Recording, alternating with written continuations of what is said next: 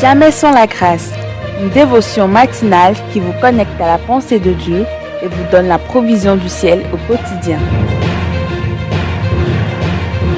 Bonjour chers amis, chers internautes, nouvelle journée, nouvelle provision, bienvenue dans la dévotion du jour, précieux Jésus.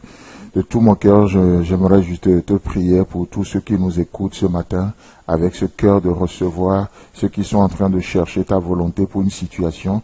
Je te prie de te servir de cette dévotion de ce matin comme une provision pour leur montrer la voie à suivre, pour juste faire retentir ta voix dans leur cœur, dans leur pensée, dans leur âme, afin qu'ils puissent être convaincus que c'est toi qui leur parles par rapport au sujet qu'ils amènent devant toi. Seigneur, merci de parler ce matin au nom de Jésus-Christ. Amen. Alors, chers amis, ce matin, j'aimerais partager un passage dans Josué avec vous. Josué chapitre 24, le verset 15. Et souvent, lorsque nous parlons de ce verset, ou on nomme ce verset, c'est pour parler du choix et on peut sortir beaucoup de sujets dedans. Mais ce matin, j'aimerais voir carrément un autre aspect. Et ce verset, je le lis avant même d'aller plus loin. Il est écrit. Et si vous ne trouvez pas bon de servir l'Éternel, choisissez aujourd'hui qui vous voulez servir, ou les dieux que servaient vos pères au-delà du fleuve, ou les dieux des Amoréens dans le pays desquels vous habitez. Moi et ma maison, nous servirons l'Éternel. Amen. C'est assez intéressant, c'est Josué qui parle ici au peuple d'Israël.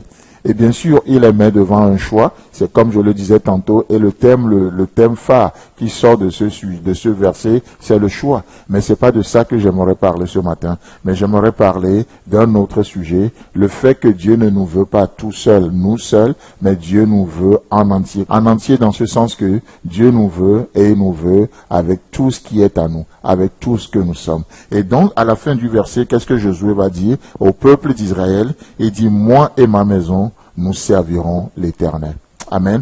Ce n'est pas juste nous qui servons l'Éternel, ce n'est pas juste moi qui est là juste pour servir l'Éternel, ce n'est pas toi seul qui sers l'Éternel, mais il est assez intéressant de voir que c'est moi et ma maison. Dieu nous veut avec nos familles. Dieu est le Dieu que nous servons, est le Dieu des familles. Amen. Il nous a sauvés. La Bible dit dans Éphésiens que toutes les familles de la terre tirent leur origine en Dieu. Dieu est le Dieu des familles. Alors que le monde nous isole de plus en plus, le monde veut nous amener à vivre tout seul de plus en plus, méprisant nos familles, les parents qui méprisent leurs enfants, les enfants qui se rebellent contre les parents, ainsi de suite, pour détruire cette cellule familiale. Laissez-moi vous dire que Dieu, avant tout, est aussi ce Dieu de famille. Oui, c'est un Dieu personnel, je n'en disconviens pas, mais aussi, il est le Dieu des familles. C'est pourquoi Josué dit, moi et ma maison.